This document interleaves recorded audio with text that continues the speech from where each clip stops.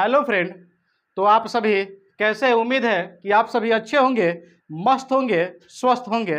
तो आज एक बार आप सभी का पुनः गुरु आर्यभट्ट 2.0 यूट्यूब चैनल पर स्वागत है। तो एक बार फिर से हम लोग मिलेंगे सीटेट के क्लास सीडीपी को लेकर। तो सीडीपी का क्लास जो हम जैसा कि लगातार यूट्यूब पर बने हुए हैं और सीडीपी के क्लास में एक से बढ़कर एक क्वेश्चन लेकर आपके लिए प्रतिदिन हाजिर हो रहे हैं। तो सबसे फर्स्ट क्वेश्चन देखते हैं। इसमें सबसे पहला क्वेश्चन जो है इसमें मानव व्यक्तित्व परिणाम है। मानव व्यक्तित्व परिणाम किसका है? अर्थात कहने का अर्थ है, क्वेश्चन कह रहा है कि मानव का जो व्यक्तित्व होता है वो किसका रिजल्ट होता है, किसका परिणाम होता है। तो मानव व्यक्तित्व परिणाम जो होता है वो आनुवांशिक और वातावरण की अंतःक्रिया की है। अर्थात कहने का अर्थ है कि किसी भी मनुष्य का जो व्यक्तित्व होता है, जो उसका नेचर होता है, जो स्वभाव होता है, वो उसके आनुवांशिक क्रिया पे, उसके वातावरण पे डिपेंड करता है कि जिस प्रकार का उसे इन्वायरमेंट मिलेगा, जिस प्रकार का उसे जेनेटिक माहौल मिलेगा, उसी प्रकार का वो रिजल्ट लाएगा। तो मानव व्यक्तित्व परिणाम है आनुवांशिक और वातावरण की अंतःक्रिया का। नेक्स्ट क्वेश्चन देखते हैं।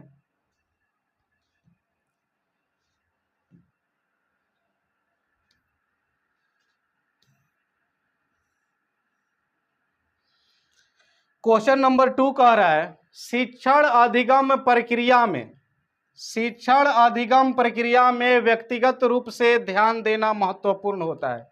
क्योंकि कह रहा है कि शिक्षण अधिगम प्रक्रिया जो है उसमें व्यक्तिगत रूप से, पर्सनली रूप से ध्यान देना महत्वपूर्ण होता है। क्यों?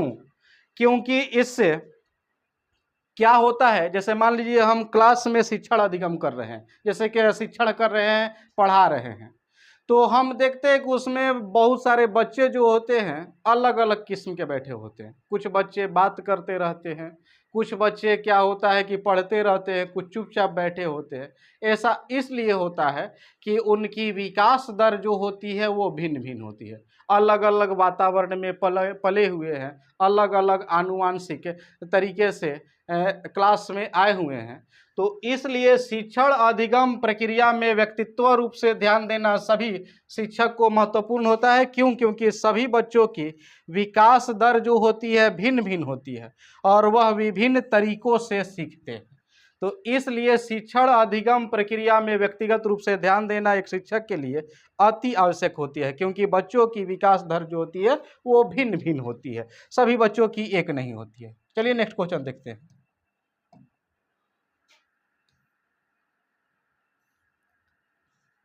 क्वेश्चन नंबर 3 कह रहा है, क्वेश्चन नंबर 3 प्रायः शिक्षार्थियों की त्रुटियां किसकी ओर संकेत करती है? अर्थात जो विद्यार्थी होते हैं उनकी त्रुटियां क्या सिखाती है? तो शिक्षार्थियों की जो त्रुटियां होती है वो होती है यांत्रिक अभ्यास की आवश्यकता की ओर संकेत करती है। अर्थात कहने का अर्थ है कि जब क्लास में कोई बच्चा त्रुटि कर रहा है, तो त्रुटि कर रहा है तो उसके त्रुटियों को सुधारने के लिए उसे हमें बार बार अभ्यास करने की आवश्यकता होगी, जिसे कहते हैं यांत्रिक अभ्यास की आवश्यकता होगी। तो इस क्वेश्चन का आंसर होगा option number A. Next question, निम्नलिखित में कौन सा सीखने का क्षेत्र है? निम्नलिखित में से कह रहा है कि कौन सा सीखने का क्षेत्र है। 4 ऑप्शन दिए हुए हैं और इन चारों ऑप्शन में से पूछ रहा है सीखने का क्षेत्र। तो जैसे सीखने का क्षेत्र होता है क्या? तो जैसे सीखने का क्षेत्र होता है भावात्मक, जैसे भावात्मक रूप से कोई सीखता है, कोई सामाजिक रूप से सीखता है, कोई होता है कि जैसे क्लास में संगीत कला के माध्यम से सीखता है, कोई खेल भावना से सीखता है। तो सीखने के क्षेत्र है इनमें से जो है वो है भावात्मक क्षेत्र। इसके अलावा भी यदि ऑप्शन में और भी हो तक भावात्मक छोड़ के, कि जैसे संगीत क्षेत्र में कोई सीख रहा है या फिर मान लीजिए सृजनात्मकता तरीके से सीख रहा है, मतलब सीखने का जो क्षेत्र होता है वो विविध रूप से होता है। तो इसका आंसर होगा भावात्मक। नेक्स्ट, जब बच्चा कार्य करते हुए ऊबने लगता है, जब बच्चा कार्य करते हुए ऊबने लगता है तो यह इस बात का संकेत है कि जब मान लीजिए क्लास में कोई टीचर कार्य कर रहा है और उसके कार्य के प्रति क्लास में बैठे बच्चे ऊबने लगते हैं, बोर होने लगते हैं। तो ये किसकी ओर संकेत करता है? तो ये संकेत करता है कि उस बच्चे पर कार्य बार बार किया जा रहा है, जैसे एक ही चीज को बार बार बताया जा रहा है और वो बच्चा उसमें रुचि नहीं। जब ऐसा होता है तो एक शिक्षक को चाहिए कि उसे अलग तरीके से बताने का कोशिश किया जाए। तो इसका आंसर होगा ऑप्शन नंबर डी कि संभवतः कार्य यांत्रिक रूप से बार बार हो रहा है। जब किसी बच्चे के प्रति यदि कार्य आप एक ही कार्य को बार बार कीजिएगा और बच्चा उसमें रुचि नहीं ले रहा है तो उसका अर्थ है कि जो कार्य है वो यांत्रिक रूप से हो रहा है। नेक्स्ट क्वेश्चन देखते हैं। क्वेश्चन नंबर 6 है, निम्नलिखित में कौन सी समस्या समाधान की वैज्ञानिक पद्धति का पहला चरण है? कह रहा है कि समस्या को समाधान करने के लिए वैज्ञानिक पद्धति का पहला चरण क्या है? तो पहला इसका चरण होता है कि समस्या के प्रति जागरूक रहिए। वैज्ञानिक दृष्टिकोण से यही कहता है कि जब समस्या होती है तो उसके प्रति आप जागरूक रहिए। इसमें है कहीं ऑप्शन नंबर फर्स्ट में देखिएगा कि समस्या के प्रति जागरूकता जो होती है वो समस्या समाधान की वैज्ञानिक पद्धति का फर्स्ट स्टेप होता है। नेक्स्ट क्वेश्चन देखते हैं।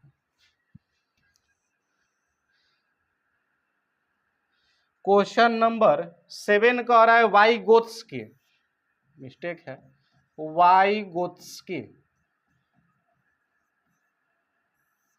वाइगोत्स्की की बच्चों को सीखने में निम्नलिखित में किस कार्यक्रम की महत्वपूर्ण भूमिका है? जब भी वाइगोत्स्की की बात आ जाए तो बात एक ही करते हैं, सामाजिक एवं सांस्कृतिक। वाइगोत्स्की कहते हैं कि बच्चे जो होते हैं वो समाज से अंतःक्रिया करके सीखते हैं।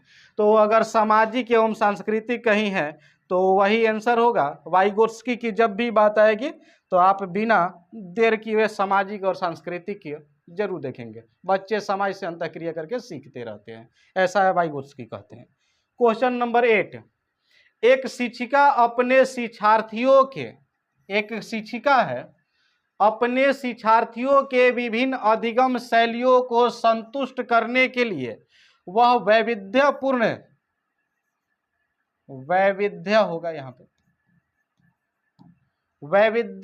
कार्यों का उपयोग करती है, वह किससे प्रभावित है? जैसे एक शिक्षिका है और अपने शिक्षार्थियों के विभिन्न अधिगम शैलियों को संतुष्ट करने के लिए, जैसे क्लास में एक टीचर है और वो टीचर क्या कहती है कि जैसे हमारे क्लास में विभिन्न प्रकार के विद्यार्थी हैं और उन सबको संतुष्ट करने के लिए वैविध्य माने अनेक कार्यों को करती है, तो वह किससे प्रभावित है? तो वह प्रभावित है गार्डनर के बहुबुद्धि सिद्धांत से। गार्डनर ही ऐसा सिद्धांत दिए है कि जब किसी बच्चा एक प्रकार से नहीं सीख रहा है तो आप किसी दूसरे शैली को अपनाइए, अर्थात बच्चे के प्रति विभिन्न प्रकार की शैलियों को अपनाइए। गार्डनर के बहुबुद्धि सिद्धांत से ये बातें बताई गई है। नेक्स्ट क्वेश्चन नंबर 9, एक शिक्षिका अपने आप से कभी भी प्रश्नों के उत्तर नहीं देती है। बहुत बढ़िया क्वेश्चन है, बहुत ही वीवीआई क्वेश्चन। एक शिक्षिका अपने आप से कभी भी प्रश्नों के उत्तर नहीं देती है, वह अपने विद्यार्थियों को उत्तर देने के लिए समूह चर्चाएं, सहयोगात्मक अधिगम अपनाने के लिए प्रोत्साहित करती है। अपनाने के लिए प्रोत्साहित करती है। तो यह उपागम किस सिद्धांत पर आधारित है? जैसे एक टीचर है और वो क्लास में पढ़ाती है और पढ़ाते पढ़ाते करती क्या है कि कुछ क्वेश्चन का आंसर निकालने के लिए वो अपने आप आंसर नहीं देती है। जैसे बच्चों को क्या करती है कि उसका हिंट देती है किसी दूसरे पदार्थ से। जैसे मान लीजिए कि उस त्रिभुज के बारे में बताना चाहती है तो वो डायरेक्ट नहीं बताती है कि 3 भुजा वाला त्रिभुज है, वो बताती है किसी बाहरी उदाहरण से, मान लीजिए सपोर्ट करती है। वो जैसे बताती है कि जैसे एक समोसा है 3 कोना वाला, वैसा ही एक फिगर होता है। तो इस प्रकार की मतलब कहने का अर्थ है कि वो वास्तविक दुनिया में से उदाहरण ला के अपने किताबों में प्रस्तुत करती है। तो यह प्रस्तुति किस प्रकार का उदाहरण हो सकता है? तो वह उदाहरण है सक्रिय भागीदारी। सक्रिय भागीदारी का उदाहरण है, सक्रिय भागीदारिता का यह उदाहरण है। नेक्स्ट क्वेश्चन, क्वेश्चन नंबर 10, निम्नलिखित में कौन सा शिक्षक से संबंधित अधिगम को प्रभावित करने वाला कारक है? कह रहा है कि शिक्षक से संबंधित अधिगम को प्रभावित करने वाला कारक। तो शिक्षक से संबंधित प्रभावित करने वाले कारक बहुत सारे होते हैं। जैसे एक शिक्षक है तो वो पाठ्य योजना तैयार करना भी आंसर हो सकता है। यदि प्राथमिक कक्षा के शिक्षक है तो उनमें धैर्य होना चाहिए, दृढ़ता होनी चाहिए, उत्सुकता होनी चाहिए, उनकी भागीदारी सक्रिय होनी चाहिए। तो ये सभी आंसर हो सकते हैं। और साथ साथ उनके विषय वस्तु में भी प्रवीणता होनी चाहिए।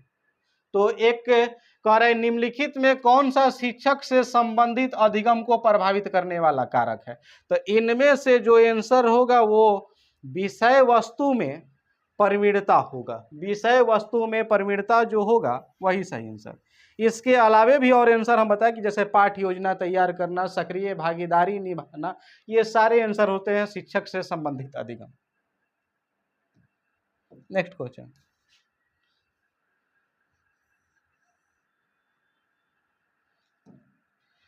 कह रहा है कि राज्य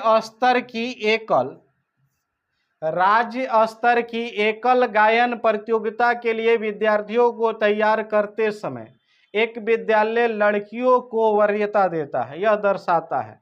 तो ये तो लैंगिक रूढ़िवादिता है कि कोई भी विद्यालय है लड़कों की अपेक्षा लड़कियों को ज़्यादा प्राथमिकता देता है या लड़कियों की अपेक्षा लड़कों को ज़्यादा।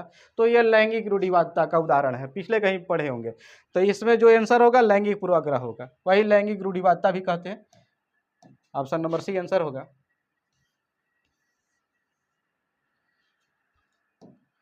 नेक्स्ट क्वेश्चन, विद्यालय आधारित आकलन मुख्य रूप से किस सिद्धांत पर आधारित है? विद्यालय आधारित आकलन, जैसे कोई शिक्षक है और विद्यालय आधारित आकलन करना चाहता है तो विद्यालय आधारित आकलन के लिए एक शिक्षक को बहुत चीज ध्यान में रखना पड़ता है। जैसे विद्यार्थी को जो समस्या आती है उस समस्या के प्रति जागरूकता भी होनी होती है।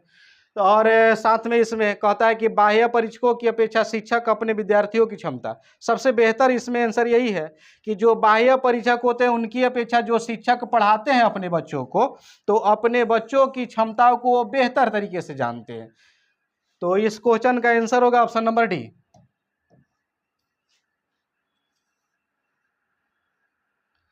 नेक्स्ट क्वेश्चन, क्वेश्चन नंबर 13, एक शिक्षक प्रश्न बनाने के बाद यह जांच करता है कि क्या प्रश्न परीक्षण विशिष्ट उद्देश्यों की परीक्षा ले रहा है, वह मुख्य रूप से प्रश्न पत्र किसके बारे में चिंतित है। तो जैसे एक शिक्षक है और प्रश्न पत्र बना रहा है, जैसे उसको एग्जाम लेना है, बच्चों से टेस्ट लेना है, तो क्या करता है, प्रश्न पत्र बनाता है और फिर प्रश्न परीक्षण करता है, माने जो प्रश्न पत्र बनाया है उसका टेस्ट करता है। टेस्ट करने के बाद वो क्या करता है कि विशिष्ट उद्देश्यों की परीक्षा ले रहा है। फिर भी कुछ प्रश्न पत्र के बारे में वह चिंतित है। किस चीज को लेकर चिंतित है? तो वह चिंतित है कि मेरा जितना भी विषय वस्तु था क्या हम उस प्रश्न पत्र में उस क्वेश्चन को शामिल कर पाए या नहीं। जैसे हम मान लीजिए 10 चैप्टर पढ़ा रहे हैं तो 10 चैप्टर में से हम क्वेश्चन को दिए हैं बच्चों को या नहीं दिए, इसको लेकर वो चिंता है। तो संपूर्ण विषय वस्तु को शामिल करने के लिए वो चिंतित है।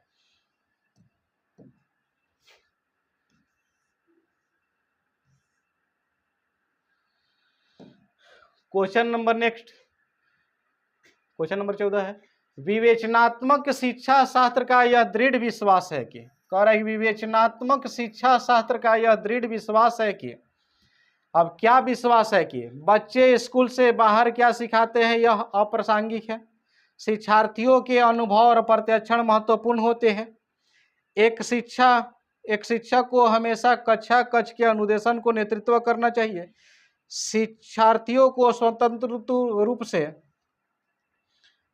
तारीफ नहीं करनी चाहिए होगा यहाँ पे।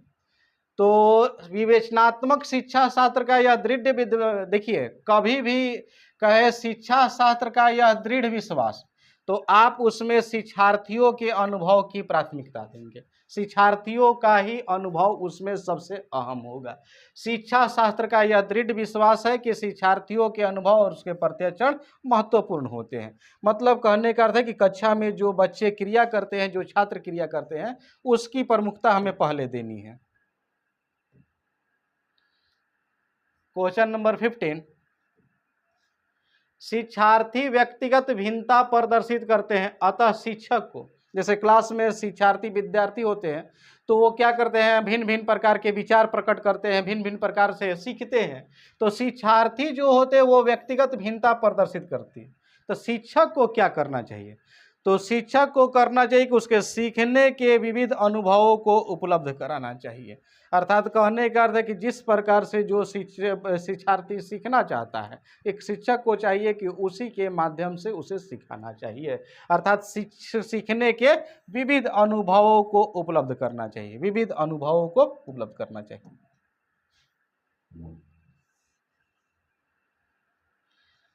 नेक्स्ट क्वेश्चन है, मानव विकास को क्षेत्र में विभाजित किया जाता है।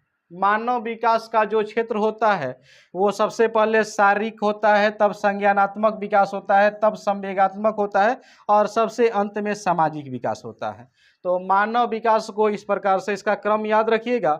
सबसे पहले मानव में या किसी छात्र में या किसी विद्यार्थी में या किसी भी मानव जाति में सबसे पहले उसके शारीरिक विकास होता है, तब संज्ञानात्मक विकास होता है, उसके बाद संवेगात्मक होता है और सबसे अंत में सामाजिक विकास होता है। नेक्स्ट क्वेश्चन देखते हैं।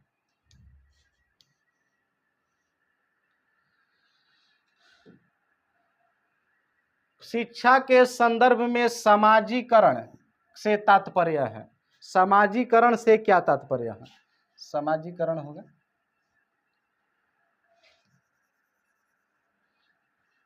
शिक्षा के संदर्भ में समाजीकरण से क्या तात्पर्य है? तो समाज में बड़ों का सम्मान करना, ये तो है।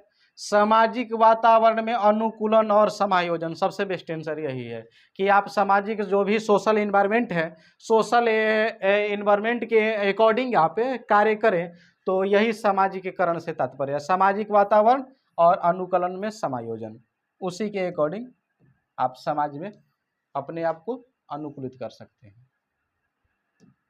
नेक्स्ट क्वेश्चन, निम्नलिखित में कौन सा विकास का सिद्धांत है? विकास का सिद्धांत, तो पिछले वीडियो में हम लोग देखे थे कि विकास जो होती है वो निरंतर चलते रहती है। विकास का जो सिद्धांत है वो निरंतरता से, या ऐसे भी कह सकते हैं कि सभी व्यक्तियों का विकास दर भिन्न भिन्न होता है। अर्थात क्लास में या कहीं भी जो भी व्यक्ति होते हैं, क्लास में कहिए, समाज में कहिए, खेल कूद में कहिए, तो उन सभी में देखिएगा कि उन सभी के खेलने की क्षमता अलग अलग होगी, पढ़ने की क्षमता अलग अलग होगी, रहने की क्षमता अलग होगी। तो विकास का सिद्धांत जो है, सभी का विकास दर समान नहीं होता है। अब ये कह रहा है विकास, ये भी याद रखिए कि विकास बहुआयामी होता है, विकास निरंतर चलने वाली प्रक्रिया होती है। यही कह रहा है, तो रेखीय नहीं होती है, बहुआयामी होती है, निरंतर चलने वाली प्रक्रिया होती है, इसलिए ये गलत है। विकास की सभी प्रक्रिया अंतः संबंधित नहीं, अंतः संबंधित होती है और सभी की विकास दर समान नहीं होती, यही सही है।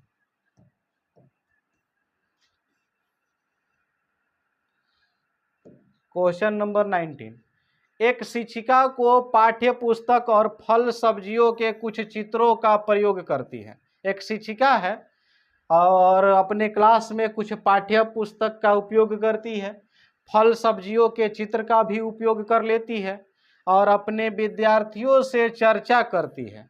विद्यार्थी इस जानकारी को अपने पूर्व ज्ञान से जोड़ते हैं, यह पोषण की संकल्पना को सिखाते हैं। यह उपागम किस पर आधारित है? तो यह उपागम ज्ञान के निर्माण पर, कि वह शिक्षिका अपने कक्षा में ज्ञान का निर्माण करना चाहती है, तो ज्ञान के निर्माण पर आधारित है। नेक्स्ट क्वेश्चन,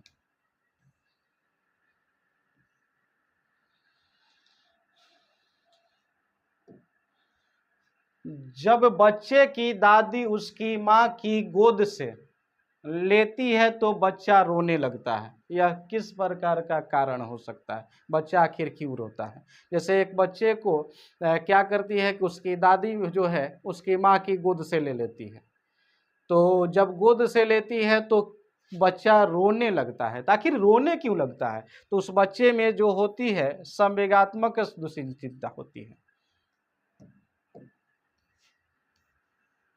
21 नंबर क्वेश्चन देखिए, समावेशी शिक्षा। तो समावेशी शिक्षा जो होती है आपको पहले भी वीडियो में बताएंगे कि समावेशी जो शिक्षा होती है वो विभिन्न प्रकार के जैसे बच्चे आते हैं और विभिन्न प्रकार के बच्चों को एक साथ पढ़ाने की कला को समावेशी शिक्षा कहते हैं। अब वो बच्चे चाहे विकलांग है, दृष्टिबाधित है, श्रव्य बाधित है या मान लीजिए पढ़ने में निपुण है और उन सबको एक साथ पढ़ा रहे हैं, तो एक साथ पढ़ाने की कला ही समावेशी शिक्षा है। और कहता है कि समावेशी शिक्षा जो होती है वो विविधता का उत्सव मनाती है। विविधता कहने का अर्थ है कि विभिन्न प्रकार के बच्चों को एक साथ पढ़ाने की जो क्रियाकलाप करती है वही कक्षा में विविधता का उत्सव मनाती है। तो इस क्वेश्चन का आंसर होगा ऑप्शन नंबर डी। निम्नलिखित में कौन सा वस्तुनिष्ठ प्रश्न है? वस्तुनिष्ठ सत्य या असत्य? नेक्स्ट क्वेश्चन, बीजों के अंकुर संकल्पना के लिए शिक्षक की सबसे प्रभावी पद्धति है। बीजों के अंकुर संकल्पना के लिए, जैसे बीजों के अंकुर संकल्पना, अंकुर का उसका कॉन्सेप्ट, जैसे किसी बीज का अंकुर का कॉन्सेप्ट निकालना है तो शिक्षक क्या कर सकता है? तो शिक्षक करेगा क्या कि विद्यार्थियों को कुछ पौधे के बीज दे देगा बोने के लिए, विद्यार्थियों द्वारा पौधे के बीज बोना और उसके अंकुरण के चरणों का अवलोकन करना। जब बीज बोएंगे और उसका अंकुरण होगा तो उसका फर्स्ट स्टेप जैसे कहेगा कि 4 दिन बाद उसका अवलोकन कीजिए, उसमें से अंकुर निकला, फिर कहेगा 8 दिन बाद कीजिए, 15 दिन। तो उसके स्टेप बाय स्टेप आप अवलोकन करते रहिए, ऑब्जर्वेशन करते रहिए उसका। क्वेश्चन नंबर 24, जब बच्चा फेल होता है तो इसका तात्पर्य क्या है? जैसे क्लास में कोई बच्चा फेल होता है तो फेल जब होता है तो आप उस बच्चे की गलती नहीं मानेंगे। RT 2009 कहता है कि जब बच्चा फेल हुई है तो आपकी व्यवस्था फेल हुई है, अर्थात उस शिक्षक की कहने का अर्थ है पढ़ाने की कला फेल हुई है, विद्यालय की जो विधि व्यवस्था है वो फेल हुई है। तो जब एक बच्चा फेल होता है तो इसका तात्पर्य होता है कि व्यवस्था फेल हुई है, व्यवस्था फेल हुई है। क्वेश्चन नंबर 25, निम्नलिखित में कौन सी प्रगतिशील शिक्षक की विशेषता है? प्रगतिशील शिक्षक की विशेषता, प्रगतिशील प्रोग्रेस टीचर की क्या व्यवस्था है, मतलब क्या विशेषता है? तो जो प्रगतिशील होते हैं तो उनको क्या क्या हो सकता है? परीक्षाओं में अच्छे अंक प्राप्त करना निगेटिव है, ये नहीं होगा। बार बार ली जाने वाली परीक्षा, ये भी बार बार परीक्षा नहीं लेना है आपको। समय सारणी और बैठने की व्यवस्था में लचीलापन, यही है बाल केंद्रित शिक्षा। कि समय सारणी में थोड़ा सा धीरे धीरे सुधार कर दीजिए और क्लास में जो बैठने की व्यवस्था है, कहता है RT 2009 कि वो लचीलापन होनी चाहिए। किसी भी समूह के बच्चे होंगे, कहीं भी बैठ सकते हैं, ये लचीलापन होनी चाहिए। तो प्रगतिशील शिक्षक की व्यवस्था यही कहती है, बाल केंद्रित शिक्षा के अकॉर्डिंग समय सारणी और बैठने की व्यवस्था में लचीलापन होनी चाहिए। क्वेश्चन नंबर 26,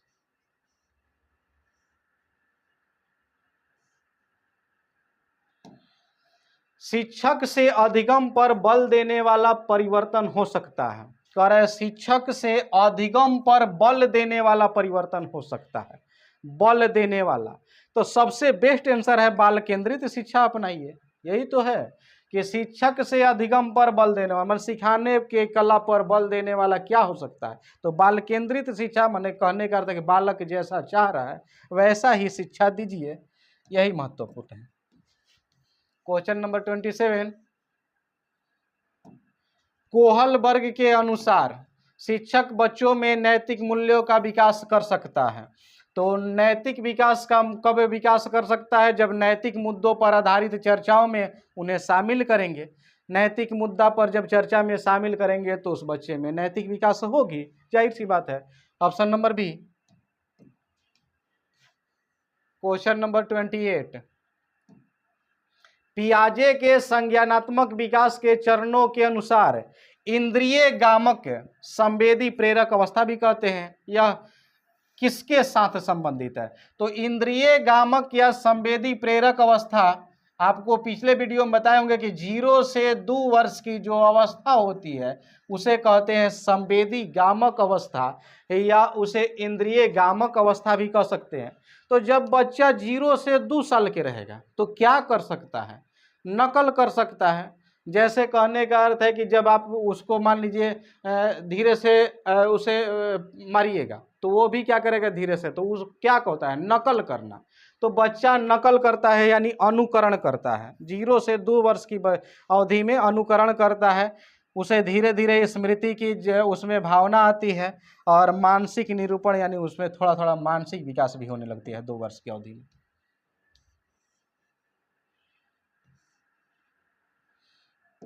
क्वेश्चन नंबर 20, जब एक निर्योग्य बच्चा, निर्योग्य माने योग्य नहीं, जब एक निर्योग्य बच्चा पहली बार विद्यालय आता है तो शिक्षक को क्या करना चाहिए।